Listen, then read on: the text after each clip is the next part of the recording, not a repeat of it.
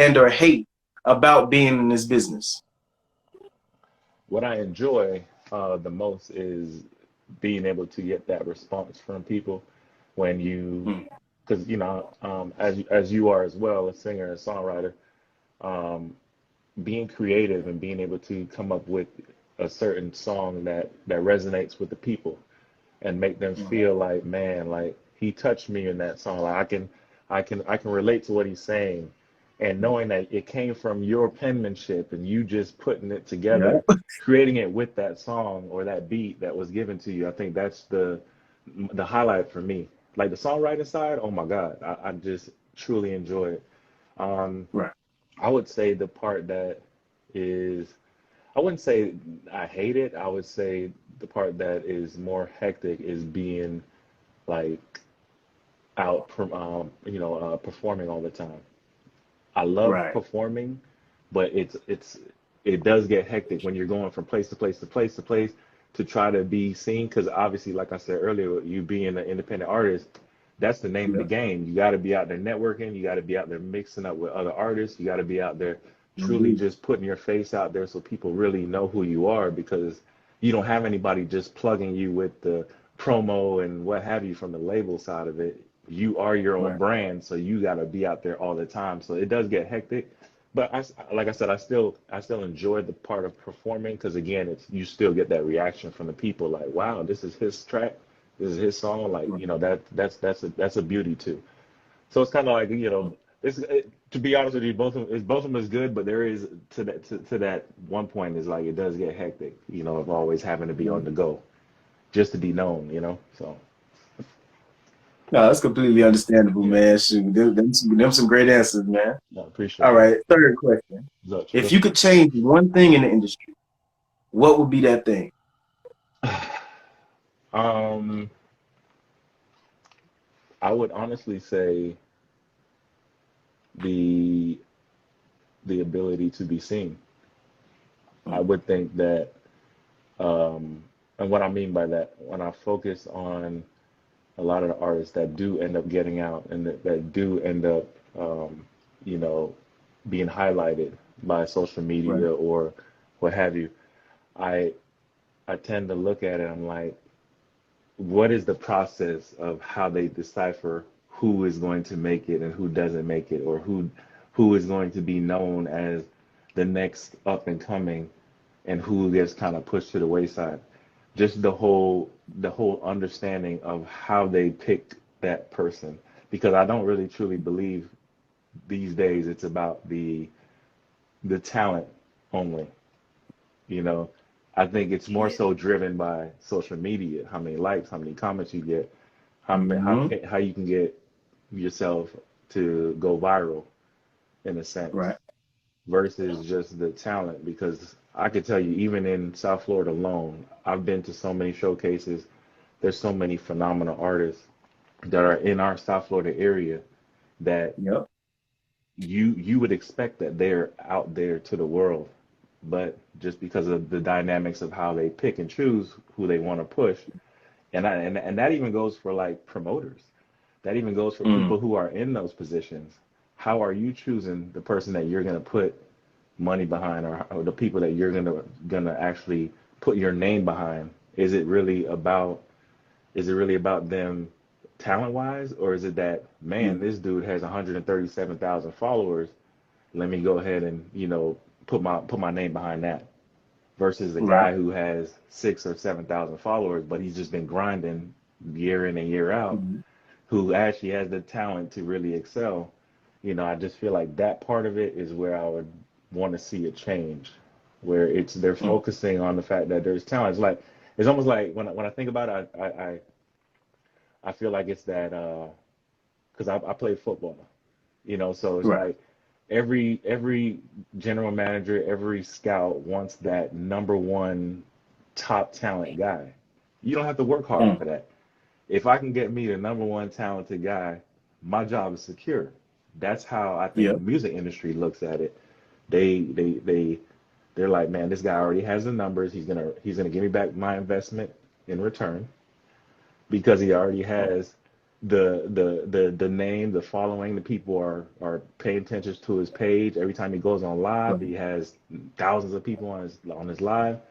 That's who I'm Yeah. gonna go get. The easy way of just making sure I get it right. You Mhm. know, versus I see this guy doing well. I see he's got the talent, but man, he's only getting like, 40 likes or a couple shares of his music or what have you. Mhm. They don't want to work hard with that one, even though they know the talent is there. And it's just like that's the Yeah. part where I'm like, I wish they could just throw that to the side and say, look, it's about helping these people get out there and be seen. What happened Mhm. to wanting to just be like, man, I'm the one who, you know, found this talented gem here in South Florida and want to help Right. push them to get out, so I was kind of long-winded, but No, no, no, man, you good. You good, man. But I'm just saying, like, no, no, I completely understand where you're coming from, bro, because labels nowadays they don't see like, hey, there's talent because at the end of the day, talent doesn't equate to money in their eyes. right, So right, a lot of times you have to like, you gotta play the game now. You yeah, have to know how to like balance that being an artist, but also being like an actual brand now. Now actually like, being able to get out there. So I can completely understand where you're coming from, man, because it was like it's been times where just like stuff is going completely off the rails or has just not been easy due to the fact that I don't have 100,000, a million followers. It's sure, like yeah, stuff could be so like so much more like straightforward correct, if I just had those followers. yeah, And then also a lot of these people who do get these followers, they're basically pandering to a lot of what's new and what's going on. They're constantly like, hitting that little button for, how would I say it? Hitting that little button for like, those quick likes. They don't care yeah, hmm how it makes them look in the end. And honestly, I feel like it hurts them in the long run because at the end of the day, there aren't any more iconic artists coming out. I don't see too many iconic artists coming out. I see someone who's cool for right now. He's correct, hot right now, so right, he's running the game. yeah, But eventually, you're just gonna be like another. Oh yeah, he was that guy who made good right, songs. right, So I completely understand where you're coming from, man. yeah, All right, question 4. okay. Where is the state of hip hop culture in your mind? Is hip hop dead or alive to you? Um, I would say mainstream, it doesn't seem like it is alive on the mainstream Mm. level. But there's, like I said earlier, pretty much piggybacking off my last, answer, there's talent. There's Yeah. people who actually are rapping with a purpose or who really Yeah. have music that you can attest to and say, man, if this person was mainstream, there would be no doubt in our minds that these people are carrying on the lineage of hip hop. I see Right. one of my boys on there right now, Chill Will the third. He's out of Palm Beach. I mean, lyrical beast. Hip hop artist, and it's like those are the people who I resonate towards anyway. And I'm like, when you pay attention to what you see coming out of a lot of these, most of the artists that are coming out now are mostly out of Atlanta area. You may get Right. some out of, New York area and stuff like that on the East Coast.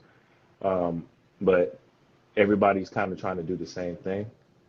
Mm. And like it goes back to what you said, where it's like they piggybacking off of what is hot for right now, and no one's really Mhm. looking for longevity. I like honestly like one of my favorite artists is like Rick Ross, and he's shown longevity over the course Yeah. of time, putting together classic, really strong albums every single time. But most times you have a conversation like who's in there in hip hop or whatever, they're not really pushing his name up there like that. They're not really pushing guys like even Meek Mill. They get Right. to me they kind of get overlooked in a sense. And Mm. what is I being heard completely. more is a lot of the other artists who kind of all sound the same in my opinion. And it's no knock to them because again, it's about coming in here and doing what you can do to maximize your opportunity.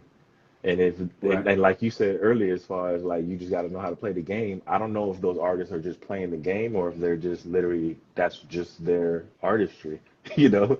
So No, at, I at, feel you. yeah, at the end of the day, you know, I prefer to hear the J. Coles and people of that Right. nature who are really talking about something with content, and that's what's going to allow hip hop to continue to go in the right direction.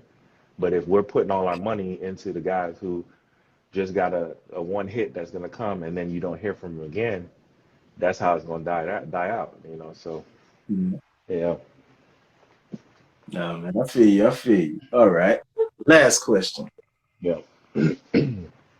You could pick a specific era where your music would like actually blow. Like if that one era where you feel your music would hit the most, where more people would feel it, what era would that be? I would have said the '90s for sure. Mhm. Even I would say like the late '90s. Those are the people I grew Okay. up on. You know, Yep. Donald Jones is one of my favorite artists. Period. Mm. And the way he wrote songs, it was relationship based. He made you Right. feel it. You could relate to a lot of the stuff he was talking about. Obviously, you have guys like Maxwell and R. Kelly and Mhm. all these different players that were around in that time frame. Case, Music Soul Child came out in that around that time, early Yeah. 2000s, and I mean, amazing work right there towards that end of that '90s. And I feel like a lot of what I sing about and how I pretty much come together with the ideas of putting together music was catering towards that time. You know, Mm. the thing that I'm using now, I would say, is, um, you know, shout out to Lottery Music. A lot of his beats is more modern and up to the time of today. So I would Right. take those kind of beats, but still place those kind of lyrics and that kind of writing on a beat like that to kind of keep people like locked in on what I'm putting out. You know, I think if I was Okay. still having like beats that they had in the early '90s, people are already gonna be like, man, this feel like I done went back a couple of decades, you know? So just being able to merge the two together, not necessarily Yeah. lose yourself in trying to create, classic music or music that's gonna be timeless, but just take that kind of content, put it on some of the new stuff that you're hearing now, the new sound, the new wave, and run with it.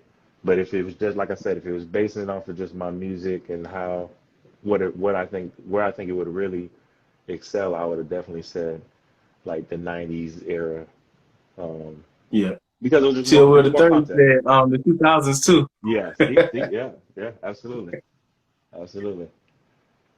All right. We go. We trying. Okay. We're gonna go ahead and go into this next segment. Now, Okay. as you stated before, you played football. I see you played for